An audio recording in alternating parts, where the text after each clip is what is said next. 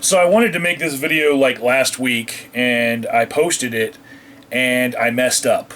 And it's because all of the newspeak that I'm about to say can get so confusing to your brain that the wrong thing can come out of your mouth.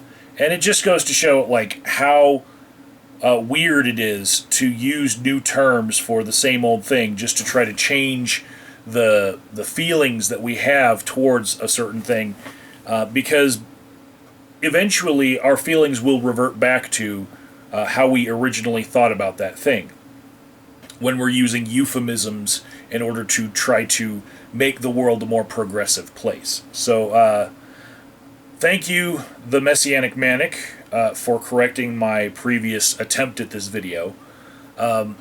So the reason why I wanted to make this video was in the past I've had to correct people on a certain term that was in the DSM-IV that is no longer in the DSM-V. And so in the DSM-V we have gender dysphoria, right? But previously it was called gender identity disorder. And it was seen that trans people might have something wrong with them. And so in updating the new terminology, they wanted to make sure that trans people were more included and less stigmatized. So I felt like rehashing this point because the prevalence of certain YouTubers in the same genre that I'm in that are trans, and how they're skyrocketing to fame right now, and also the new Doctor in Doctor Who is going to regenerate into a woman, and the news broke about this, and I figured that this conversation was going to happen again, that trans people, have something wrong with them, and people were going to try to back it up with established science and fail. And so it also, just in the past week since I tried to make this video before, it happened that Donald Trump decided that trans people are going to no longer be allowed to serve in the U.S. military. And he tweeted a lot about it because he loves to tweet. And also this morning I talked to my friend Kazoom, who I jokingly referred to as trans name because he decided to choose his own name, like many trans people do. As they transition, they choose a different, more gender appropriate name. So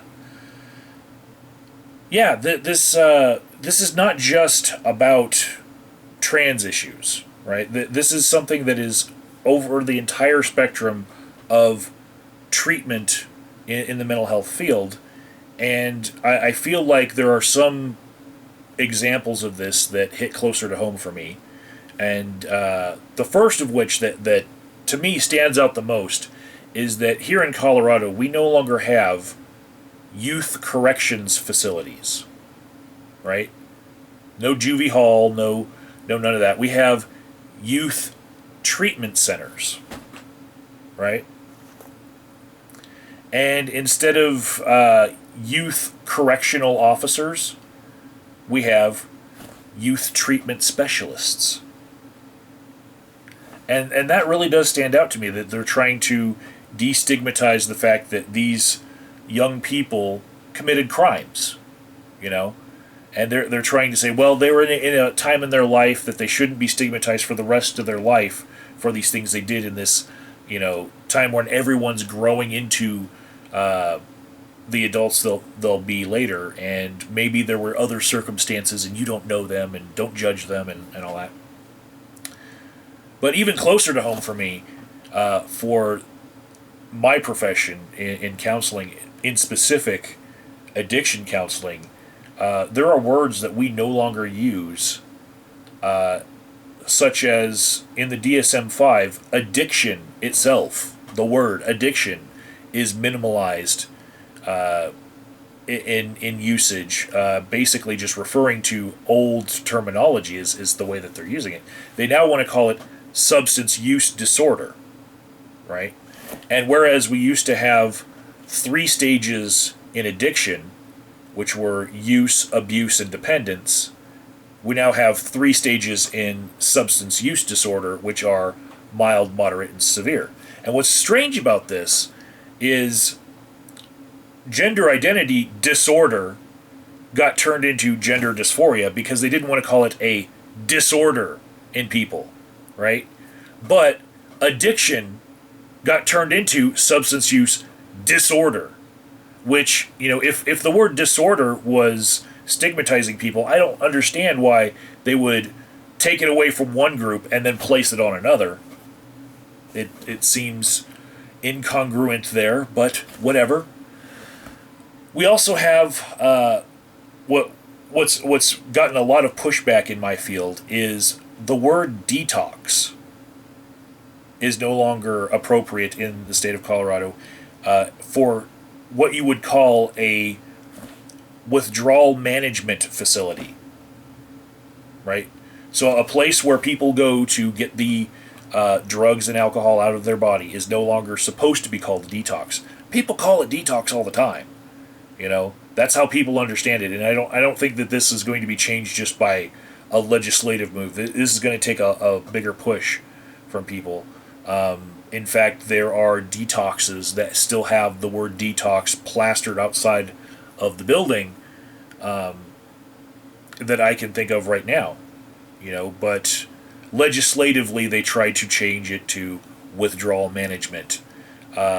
Also, across the board, we're trying to get away from the word relapse, which is going to be hard to do because 12-step groups use a lot of the same terminology that addiction counselors use, and it's been written into a lot of their literature, some of these terms like addiction and relapse. Relapse is now supposed to be called a reoccurrence, and I think that that's an attempt to press upon people that it is to be expected that somebody who has substance use disorder is going to fall off the wagon a couple times as they try to go completely clean.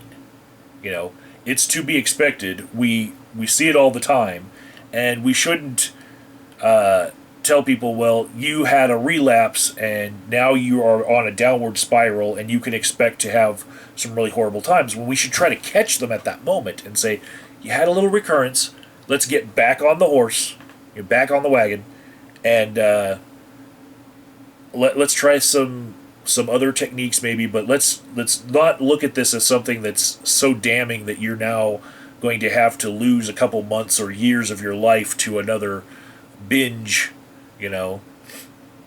like Robert Downey Jr. said, why don't I have a drink today? Well, because I have plans for Christmas. That's how he saw his substance use spiraling out of control every time he would take one drink. And I think that is even further cemented in the minds of many people who attend 12-step groups when they hear the terms, one is too many and 1,000 is never enough.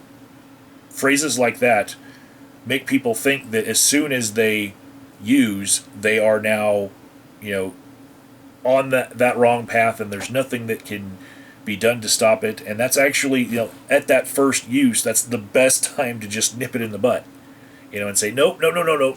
You made a little mistake, but that doesn't mean that you have to ruin the next few months of your life. Let's get back on track. So it's now recurrence, not relapse. And there are so many other examples of these things. Comment below if you've heard something in your world that has a new euphemism that is going to supposedly bring out a more progressive view in people. For me, the way I see it is